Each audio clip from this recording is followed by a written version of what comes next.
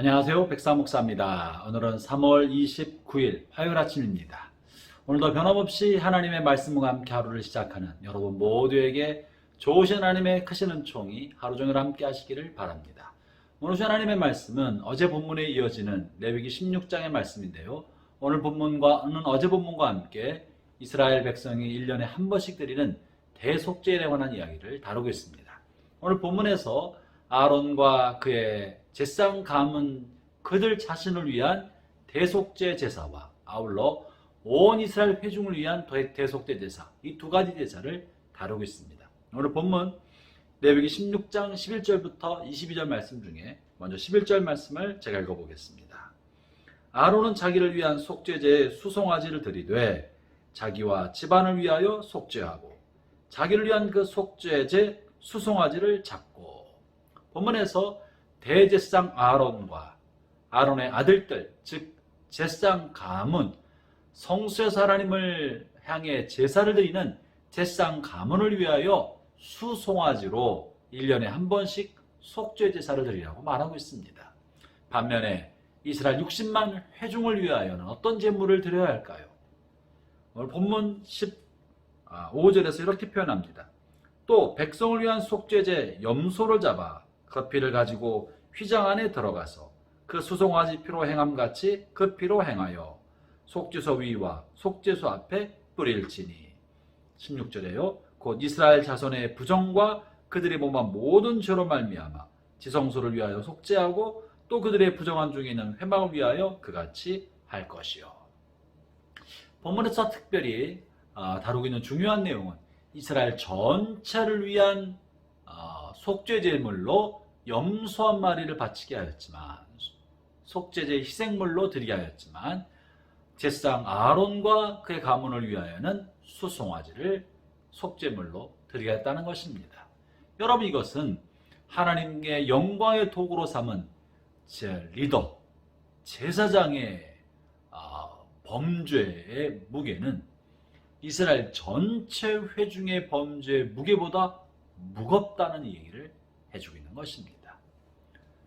제사장의 도덕성은 이스라엘 전체 회중의 도덕성과 수평적으로 비교할 수가 없는 것입니다. 지도자의 잘못과 지도자의 범죄는 일반인과는 격이 다르다는 것입니다. 이스라엘 전체의 도덕성, 이것은 제사장의 도덕성과 비견되는 것입니다. 사랑하는 형제자매 여러분, 그렇기 때문에 하나님께서는 하나님의 백성을 돌보도록 세운 지도자를 향하여 더 엄중하고 무거운 책임을 물으시는 거예요. 그래서 그들 자신을 위한 속죄 제물로는 수송아지를 바치겠지만 회중 전체를 위해서는 염소를 바치게 하지 않았겠습니까? 그러므로 형제자매 여러분, 하나님의 종으로 부름받은 사람들, 목회자의 도덕성은 일반 성도들보다 비견할 수 없을 만큼 더욱더 높은 수준에서 거룩하고 진실한 삶을 살아야 하는 것입니다. 이것은 교회뿐만 아니라 국가 공동체도 마찬가지고 어느 집단이나 마찬가지입니다. 각 집단의 대표로 지도자로 세운 사람은 하나님께서 그를 지도자로 세우신 것입니다.